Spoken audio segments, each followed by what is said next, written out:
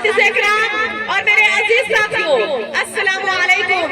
آج مجھے اس موضوع پر لفظ شیئر کرنے کا موقع ملا ہے، وہ یہ ہے کلمہ طیبہ کا مقصد۔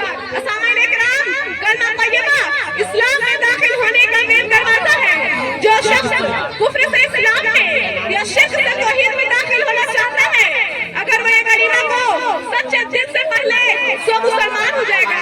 اس مبارک کلمے کے دو حصے ہیں، پہلا حصہ لا الہ الا اللہ اور دوسرا حصہ محمد رسول اللہ۔ اسامین اکرام، پہلے حصے میں اگرچہ 4 لفظ ہیں لیکن اس سے پورے دین کی ترجمانی موجود ہے۔ جو شخص اس لا الہ الا اللہ کے اصلی اور حقیقی معنی معقول سمجھ میں آ جائے تو ہم ہر قسم کے شرک سے محفوظ رہیں گے اور ہمارا ایمان اور مضبوط ہو جائے گا۔ اور اس لا الہ الا اللہ کے معنی ہے نہیں ہے کوئی معبود مگر صرف ایک اللہ۔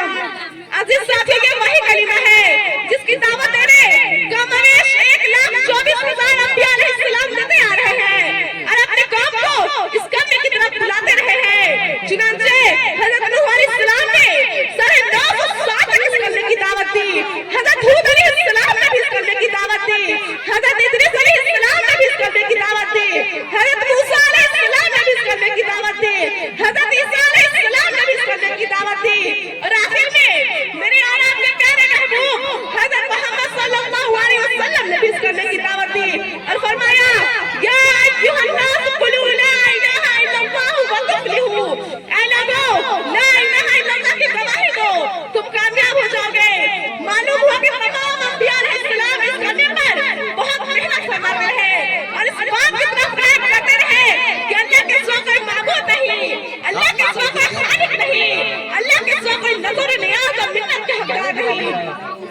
اساتذہ اکرام، اس کلمے توحید کی دعوت کے نتیجے حضور اکرم صلی اللہ علیہ وسلم نے مصائب کے پہاڑ برداشت کرائے، دندانہ مبارک شہید کرائے، جس کے اندر زخمی کرائے، گھر بار چھوڑ دیا مگر کلمہ نہیں چھوڑا۔